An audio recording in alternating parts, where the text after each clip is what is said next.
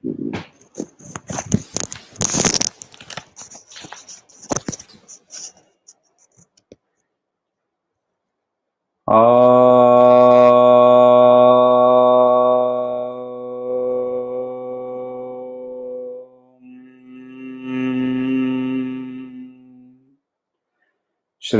गुरु गणेशाभ्याम नमः।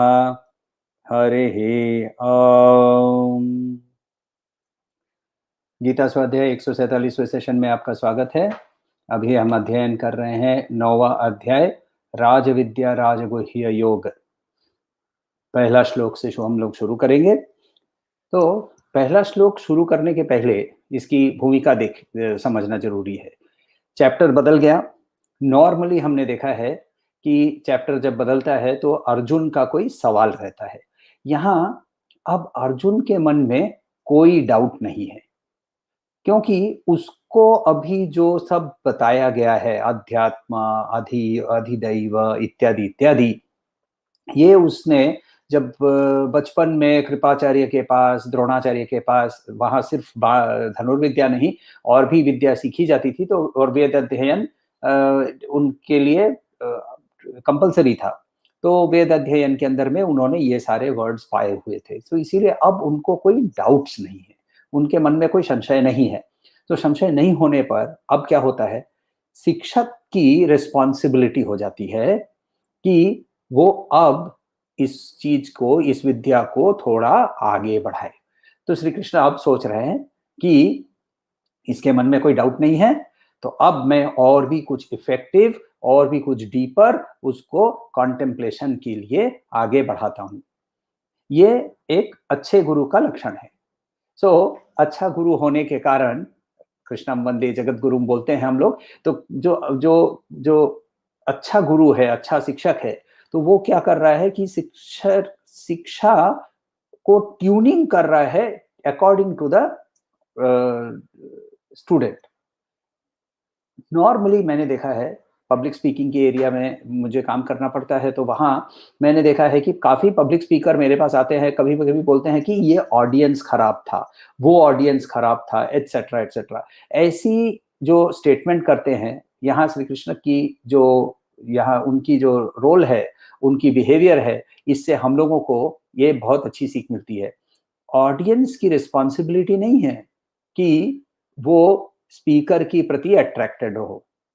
स्पीकर की रिस्पॉन्सिबिलिटी है कि वो अपने ऑडियंस को अपने प्रति अट्रैक्ट करे।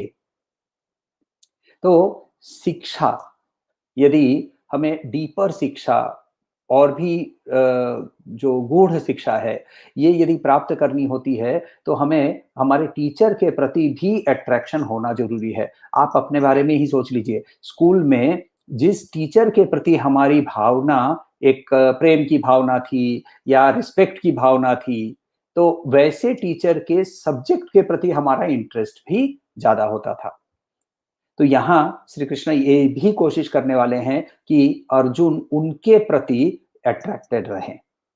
तो ये समझते हुए आगे चलते हैं हम लोग। तो यहाँ और एक चीज हमें समझनी है कि स्पिरिचुअल ग्रोथ में जब हम आध्यात्म की ओर, आध्यात्म से हम अपने लक्ष्य की ओर जाते हैं, तो रुकावट कहाँ आती है, विघ्न कहाँ आते हैं? विघ्न बहुत होते हैं, तरह तरह के विघ्न आते हैं, मगर सबसे बड़ा इंटरनल विघ्न जो है, हमारा सबसे बड़ा शत्रु जो है, ये हमारी नकारात्मक जो हमारी सोच होती है। तो नेगेटिव थिंकिंग जो है, इस थिंकिंग से हम यदि परे नहीं हो सकते हैं, तब हमारे लिए आध्यात्म के पथ पर आगे बढ़ना, अग्रसर होना संभव नहीं होता है। छोटी छोटी ऑब्जेक्शन आती है कि ये मैं आज को ध्यान इसीलिए नहीं कर पाया क्योंकि, या फिर आप जो कह रहे हैं वो सही है मगर, ये बट, मगर, क्योंकि जैसे ही ये वर्ड्स आते हैं ना, तुरंत पता चल जाता है कि ये जो है छोटे छोटे छोटे छोटे नेगेटिविटीज को लेकर ये अपने आप को ये व्यक्ति बांध के रखा हुआ है। तो ये छोटी ऑब्जेक्शंस, मुझे अभी ऑफिस जाना है, मेरे ऑफिस में बहुत काम है, मेरे घर या संसार को चलाना है, मेरे 15 लोगों के का भोजन मुझे बनाना है, सब कुछ हो सकता है। मगर ये नेचुरल है, हम संसार में रहते हैं तो संसार के अंदर में ये सारे काम हमारे रहते हैं। मगर हमें हमारी खुद की डेवलपमेंट की रिस्पॉन्सिबिलिटी है या नहीं है? ये उत्तरदायित्व हमारे ऊपर खुद के लिए ये है कि नहीं है? और यदि है, तो ये छोटे-छोटे-छोटे जो ऑब्जेक्शंस आते हैं, ये ऑब्जेक्शंस को हमें खुद को ही ओवरकम करना है। अर्जुन के मन में ये छोटे ऑब्जेक्शंस अभी नहीं हैं। उसके ये जो किंतु, परंतु, मगर, भीष्म पितामह हैं, द्रोणाचार्य हैं, ये सारे ऑब्जेक्शंस बड़े वाले थे, ये छूट गए। उसके बाद मेरा मन बहुत चंचल रहता है, वो ऑब्जेक्शन भी हम लोगों ने देखा, वो ऑब्जेक्शन भी वो पार कर चुका है। तो अब वो एक डीपर इंस्ट्रक्शन के लिए, डीपर कॉन्टेम्पलेशन के लिए वो तैयार है। और इसीलिए वहां से जो चैप्टर 7 में ज्ञान विज्ञान के बारे में श्री कृष्ण ने बताया था, उधर से ही पिकअप करते हुए श्री कृष्ण अब चैप्टर 9 पहला श्लोक के अंदर में बोलते हैं। श्लोक हम लोगों ने कल देखा था और एक बार दोहरा लेते हैं। श्री भगवान उवाच इदं तु ते गुह्यतमम् प्रवक्ष्याम्यनुसूयवे ज्ञानविज्ञानसहितं यज्ञात्वा मोक्ष्यये से शुभात्।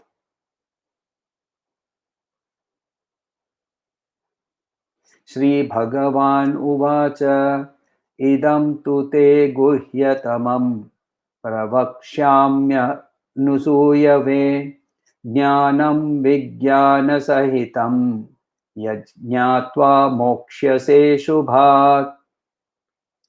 तो मीनिंग हम लोगों ने कल भी देखा था और एक बार क्विकली देख लेते हैं कि यहाँ श्री कृष्ण कहते हैं कि हे अर्जुन,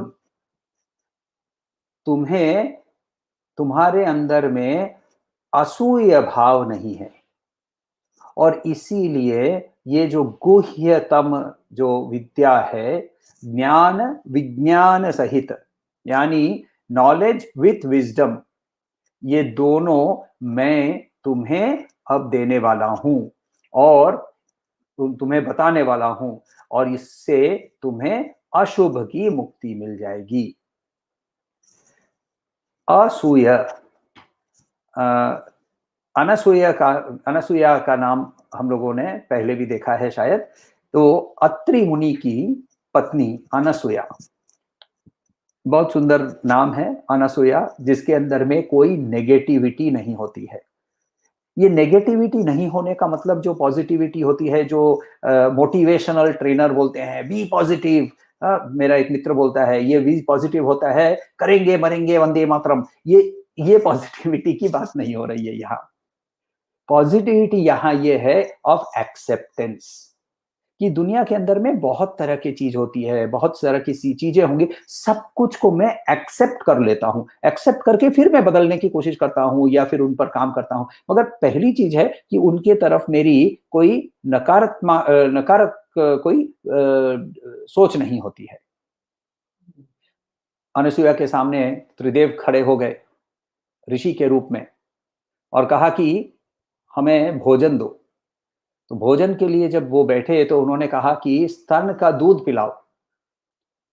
तो स्तन का दूध पिलाओ, ये भी अनसूया थी, वो भी एक्सेप्ट कर ली उसने। उसने कहा ठीक है, वो भी मैं कर लेती हूँ, पहले आप इस चरणामृत को ग्रहण कीजिए। तो चरणामृत को ग्रहण करते ही वो बच्चे बन गए। देखिए, ये उसने एक्सेप्ट किया, इसीलिए बदलाव हुआ, और वो बच्चे के रूप में उन्होंने इन तीनों को स्तन का दूध पिलाया। अनसूया। तो ये उसके पास त्रिमूर्ति को बच्चों बनाने की भी शक्ति होने पर भी उसको अपने ना तो उसको पति के प्रति ना इंद्रदेव के प्रति कोई तिरस्कार की भावना थी, कोई घृणा थी। तो इसीलिए श्री कृष्ण यहाँ कहते हैं कि तुम्हारे अंदर में ये जो छोटे-छोटे पेटी ऑब्जेक्शंस होते हैं, ये पेटी ऑब्जेक्शंस तुम्हारे अंदर में नहीं है। ये जो पेटी ऑब्जेक्शंस न लाना, ये हम अष्टांग योग के अंदर में जब हम यम नियम पाते हैं वहां हमें मिलता है। ये मत करो, वो मत करो। इसके अंदर में जो मत करो जो है वो पॉजिटिव साइड से मत करो की बात हो रही है, ये नहीं कि नेगेटिव साइड से।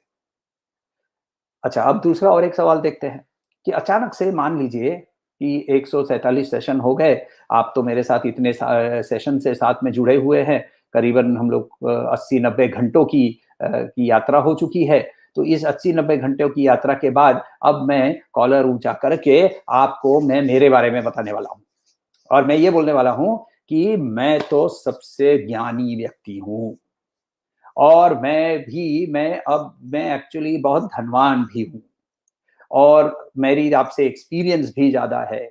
अब मैं जैसे ही ऐसा बोलने लगता हूँ, तो आपके मन में क्या होता है? 2 चीज़ हो सकती है। साधारण रूप से 2 चीज़ हो सकती है। एक होता है, ये आदमी बहुत घमंडी है, ये आदमी के अंदर में अपने बारे में बहुत सोच है, और इसको हम और आपके अंदर में एक तिरस्कार की भावना आती है। या फिर आपको सचमुच में विश्वास हो जाता है, अरे हाँ भाई, इसके पास बहुत धन भी है, इसके पास बहुत नॉलेज है, इसने बहुत अध्ययन किया है, एटसेट्रा एटसेट्रा। आपको सचमुच में विश्वास हो जाता है, मैं कुछ भी बोल रहा हूँ, आपको विश्वास हो जाता है। विश्वास हो जाता है तो लगता है यार मुझे नहीं मिला, तो ईर्ष्या होती है। तो या तो तिरस्कार की भावना या ईर्ष्या की भावना, ये भावना रहने से गुरु के पास से कोई भी ज्ञान नहीं मिल सकता है। और इसीलिए श्री कृष्ण अर्जुन के बारे में बोलता है कि तुम्हारे अंदर में असूय भाव नहीं है, इसीलिए मैं तुम्हें यह ज्ञान दे सकता हूं। तो इसके अंदर में हमें बहुत इंपॉर्टेंट सीख है कि जब हम ना अपने गुरु के पास जाते हैं, और गुरु के पास से जब हम शिक्षा अर्जन करने के लिए जाते हैं ना, तो हम गुरु का बाहरी रूप देखकर उनके प्रति या तो हमें तिरस्कार या फिर हमें ईर्ष्या होने लगती है। ये क्या बोल रहा है, इतना सिंपल भाषा में बोल रहा है, इसका तो कोई नॉलेज ही नहीं है। इसको इसने तो एक लाइन संस्कृत का भी नहीं सीखा। देखिए, शिरडी साई के बहुत करीब रहने वाले, जिन्होंने साई को 1000 से मिरेकल्स करते हुए देखा, इनको भी ऐसी तिरस्कार भावना होती थी। सर दबाते-दबाते नाम याद नहीं आ रहा है, उनका कोई भक्त था, तो सर दबाते-दबाते बड़बड़-बड़बड़ कर रहा था। और वो बड़बड़ कर रहा था, तो साई ने उनको पूछा कि, "क्या बड़बड़ कर रहे हो?" तो उसने कहा, "बस ऐसे ही कुछ।" "ऐसे ही कुछ क्या?" "नहीं, बस वही संस्कृत में।" "अरे! संस्कृत में क्या?" "अरे! गीता में।" "गीता में क्या?" "वही चैप्टर में से पढ़ रहा हूँ, चैप्टर 4 में से।" "चैप्टर 4 में से क्या?" जब उसने इतना तक पूछा, क्योंकि इसके मन में एक तिरस्कार की भावना थी कि साई तो एक फ़कीर है, उसने तो कभी पढ़ा ही नहीं है। हाँ, भले उसके पास कुछ सिद्धियाँ हैं, जिसके कारण वो विभूति दे देता है, तो लोगों की बीमारियाँ दूर हो जाती है। मगर देखिए, मन के अंदर में कैसी तिरस्कार की भावना आ जाती है, और फिर गर्व होता है, और गर्व को भंग करना गुरु का काम बन जाता है। तो ये भावना होने से, हमारे अंदर में असूय भावना होने से अध्यात्म के पथ पर आगे नहीं बढ़ सकते हैं। ये हमारे लिए एक बहुत बड़ी सीख है। दूसरा, यहाँ तो ये क्यों, इसके बारे में क्यों हम डिस्कशन कर रहे हैं, और यहाँ असूय भावना के बारे में क्यों श्री कृष्ण बता रहे हैं? क्योंकि इसके बाद श्री कृष्ण खुद के बारे में मैं करके बात करने वाले हैं। 3 चैप्टर्स में, 9वां, 10वां, 11वां, 3-3 अध्यायों के अंदर में श्री कृष्ण अहम, अहम, अहम ये बोलने वाले हैं। और इसीलिए जब वो अपनी प्रशंसा करने वाले हैं, तो श्री कृष्ण बहुत क्लियरली पहले से ही अर्जुन के अंदर में कोई असूय भावना ना आए, इसीलिए पहले से उसको बोल दे रहे हैं कि तुम असूय की भावना तुम्हारे मन में है नहीं है, इसीलिए मैं ये विद्या तुम्हें प्रदान करने वाला हूं। यहां जो अहम है, मैं तुम्हें देने वाला हूं, प्रवक्ष्यामि, ये मैं जो है, ये श्री कृष्ण वो देवकी नंदन नंदन नंदन पीतांबरधारी मोर मुकुटधारी, ये उसकी बात नहीं हो रही है। वो ईश्वर के स्तर पे खड़े हुए वहां से वो बोल रहे हैं। ईश्वर का मतलब क्या? हम लोगों ने चैप्टर 6 तक करते हुए ये इसके बारे में देखा है कि ईश्वर का मतलब ब्रह्मन विद एट्रीब्यूट्स, गुण के साथ, जब ब्रह्मन के साथ गुण मिल जाते हैं तो ईश्वर के रूप से प्रकट होता है। ईश्वर के बारे में हम लोगों ने पहले भी देखा है, व्यष्टि, इंडिविजुअल व्यक्तित्व जो है, तो आप और मैं और सारे इस दुनिया की जितनी इंडिविजुअल कॉन्शियसनेस है, ये व्यष्टि को 1+1+1+1+1 करेंगे तो समष्टि नहीं बनेगी। इसके बारे में हम लोग किसी चैप्टर में और भी डिटेल में देखेंगे, मगर ये समझना बहुत जरूरी है कि व्यष्टि जो है, इंडिविजुअलिटी जो है, वो कलेक्टिव से ही पैदा होती है, उल्टा नहीं कि इंडिविजुअल्स को जोड़ लो तो कलेक्टिव बन जाता है। समष्टि से व्यष्टि पैदा होती है और ये समष्टि व्यष्टि से बड़ी है, और इसीलिए ईश्वर के स्तर पे खड़े हुए श्री कृष्ण बोल रहे हैं मैं। और जब वो ये मैं बोल रहे हैं तो वो ईश्वर के स्तर से जब बात कर रहे हैं तो वो पूजनीय भी है, उस शरीर में भी वो पूजनीय है। वैजंती माला चक्रधारी गदाधारी वो जो श्री कृष्ण इसीलिए पूजनीय है क्योंकि वो ईश्वर के स्तर से बात कर रहे हैं। ईश्वर को कुछ नहीं चाहिए, ईश्वर को हमारी किसी चीज की जरूरत नहीं है, और मगर वो हमारे से, यहां अर्जुन से ये मांग रहा है कि अटेंशन दो, क्योंकि मैं प्रवक्ष्यामि बोल रहे हैं, वक्ष्यामि बताऊंगा, प्रकर्षेण वक्ष्यामि, प्रकर्षेण स्पेसिफिकली डिटेल में मैं खुल के पूरा तुमको बताऊंगा। तो इसीलिए श्री कृष्ण हमारे पास से और अर्जुन के पास से बहुत डिटेल में अटेंशन मांग रहे हैं पहले श्लोक के अंदर में ही, और वहां से वो बता रहे हैं कि मैं तुम्हें बताने वाला हूं, खुल के बताने वाला हूं। क्या बताने वाला हूं? गुह्यतमम, गुह्यतमम, लिटरल मीनिंग यदि लिया जाए तो गुह्य, हम वर्ड, केव जो होता है उसको गुहा बोलते हैं, राइट, जो डीप होता है। तो इस गुहा के अंदर में से, गूढ़ के अंदर में से, ये गूढ़ जो है ये एकदम सीक्रेट वर्ड जो है, यहाँ उसका लिटरल मीनिंग होता है, मगर ये सीक्रेट नहीं है। सीक्रेट यदि होता तो यहाँ हमारे सामने, सबके सामने उपस्थित नहीं होता। इसको सीक्रेट इसके दो कारण से है। एक है कि हमारे अंदर में ये नॉलेज आने पर भी इसकी रियलाइजेशन नहीं होती है। नॉलेज और रियलाइजेशन के अंदर में, ज्ञान और विज्ञान के अंदर में, ज्ञान और अनुभव के अंदर में बहुत बड़ा अंतर है। यक्ष प्रश्न में, महाभारत में यक्ष प्रश्न एक चैप्टर है जिसके अंदर में युधिष्ठिर को यक्ष के रूप में यमराज उसके पिता है और उसको सवाल पूछते हैं। 33 सवाल है एक्चुअली, हर एक सवाल के अंदर में 4-5 सवाल हैं, मगर 33 सवाल माने जाते हैं, 33 श्लोक माने जाते हैं। इन 33 श्लोकों के अंदर में अंतिम श्लोक के अंदर में पूछ रहे हैं यमराज कि सबसे आश्चर्यजनक चीज क्या है। सबसे आश्चर्यजनक चीज, और ये हमारे युधिष्ठिर बोलते हैं कि सबसे आश्चर्यजनक चीज ये है कि हर दिन, हर रोज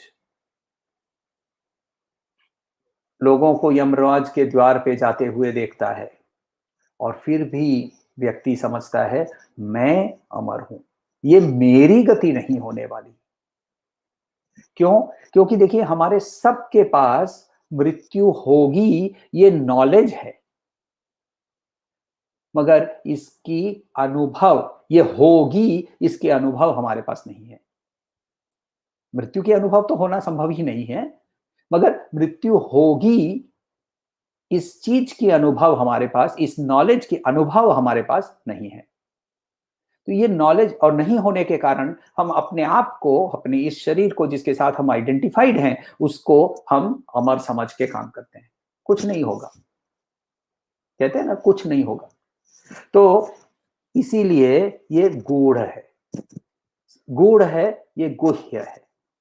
तो इसीलिए इसके बारे में उपनिषद भी इसको गूढ़ या इसको गुह्य बोलता है। तद वेद गुह्य उपनिषत्सु गूढ़म तद ब्रह्मा वेदते ब्रह्म योनिम ये पूर्वम देवा ऋषयश्च तद्विदुस्ते तन्मया अमृतात्वै बभूवुः। ये श्वेताश्वतर उपनिषद के अंदर से है। वहां ये बोल रहे हैं कि ये वह गूढ़ रहस्य है जो उपनिषदों में निहित है, क्योंकि उपनिषद ही वेद का ही रहस्य यानी गूढ़ तत्व है।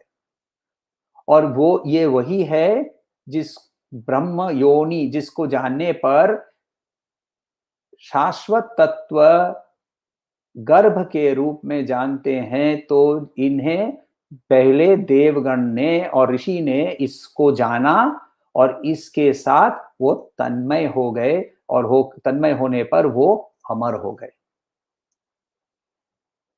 सो ब्रह्म योनि शाश्वत तत्व के गर्भ के रूप में जानते हुए ये देव लोगों ने और ऋषि लोगों ने इसको जाना, इसीलिए वो अमर हो गए। जानने से ही अमर कैसे हो गए? क्योंकि ब्रह्मविद ब्रह्मैव भवति, ये ब्रह्मन को जानने से ही ऑटोमेटिकली ब्रह्मन हम बन जाते हैं। तो इसीलिए हर एक श्लोक के ऊपर मनन करना बहुत इंपॉर्टेंट होगा। अनुभव कब होता है? अनुभव होता है जब हम एक नॉलेज को लेते हैं और उस नॉलेज को, ये ज्ञान को लेते हैं और उस पर जब हम प्रैक्टिस करते हैं, उस पर जब हम अभ्यास करते हैं। अभ्यास के बारे में हम लोगों ने पहले भी देखा हुआ है, श्रद्धा पूर्वक उसके प्रति काम करना। तो जब उसके प्रति हम उसको यूज करते हैं श्रद्धा पूर्वक, तब जाकर वो प्रैक्टिस बनती है, और प्रैक्टिस बनने पर ये अनुभव में बदल सकता है। अब उन्होंने क्या कहा कि ये नॉलेज किस चीज के लिए यूज करना है? तो मोक्ष से अशुभात, मोक्ष से, मोक्ष वर्ड मुक्ति से आता है, रूट उसका मुक्ति है, तो वहां से यानी जिससे हमें मुक्ति मिलती है। किस चीज से? अशुभ से। अशुभ क्या है? अशुभ तो वो है ना, वो जो काली नजर वाला जो व्यक्ति है, जिसको देखते ही गाड़ी की एक्सीडेंट होती है, अशुभ वो नहीं। अशुभ का मतलब यहां जिस चीज में दुख निहित है। और दुख किस चीज में निहित है? ये सारे संसार के अंदर में, जगत के अंदर में जब हम सुख देखते हैं, तो सुख के अंदर में दुख निहित है। ये हम लोगों को श्री कृष्ण ने पहले भी बताया हुआ है। स्पर्शजा, जिस चीज को स्पर्श से, जो जिस चीज में सुख हम जिससे हमें सुख मिलता है, उस सुख ही दुख का योनि है। ये हम लोगों को पहले ही श्री कृष्ण ने बताया हुआ है। अरे कैसे अशुभ हो गया? मैं स्वास्थ्यवान हूं, मैं धनवान हूं, मैं यंग हूं, मेरे में यौवन है, मेरे में शक्ति है। दुख इसमें इसीलिए है क्योंकि ये सारा ही टेम्पररी है, परमानेंट नहीं है। और परमानेंट नहीं है तो ये ऑब्वियसली इसके अंदर से वो दुख पैदा होगा। क्योंकि हम में से कोई भी ऐसा हो सकता है क्या जो एकदम 100% ऑनेस्टी के साथ ये कहे कि मेरे स्वास्थ्य के कारण कभी भी मुझे स्ट्रेस या एंजाइटी नहीं हुई है, मेरे धन के कारण मुझे कभी भी स्ट्रेस या एंजाइटी नहीं हुई है, मेरे जॉब के कारण मुझे कभी भी स्ट्रेस या एंजाइटी नहीं हुई है, मेरे फैमिली के कारण मुझे कभी भी स्ट्रेस या एंजाइटी नहीं हुई है।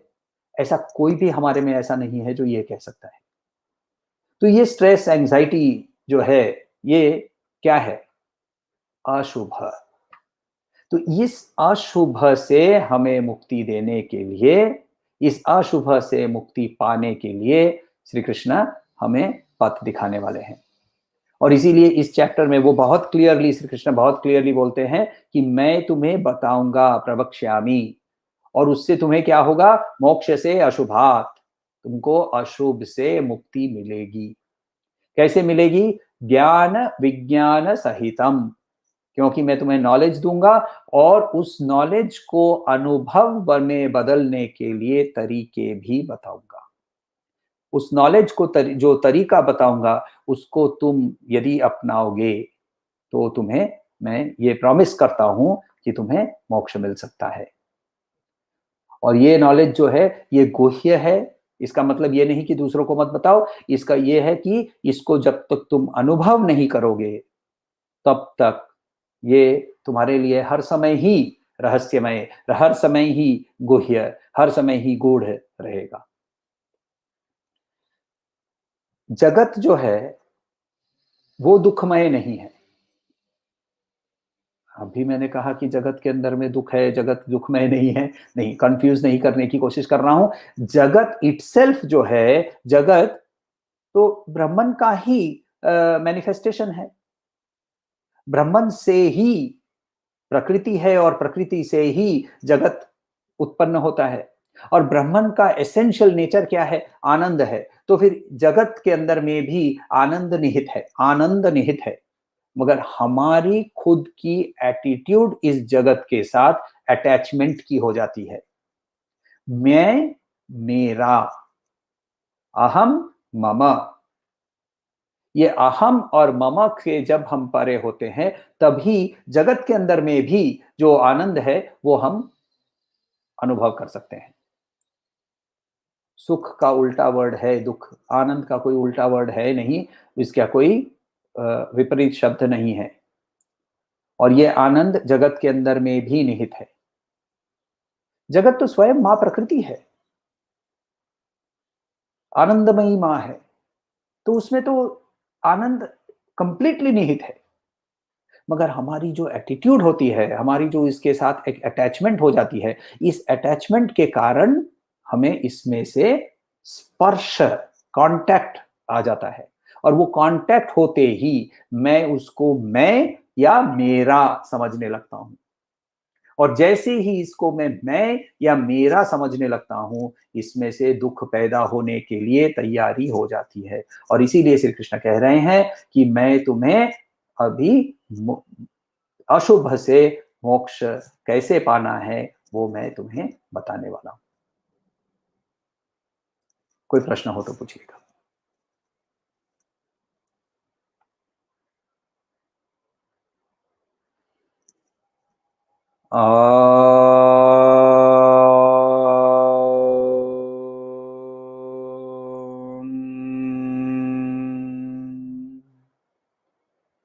शांति शांति शांति।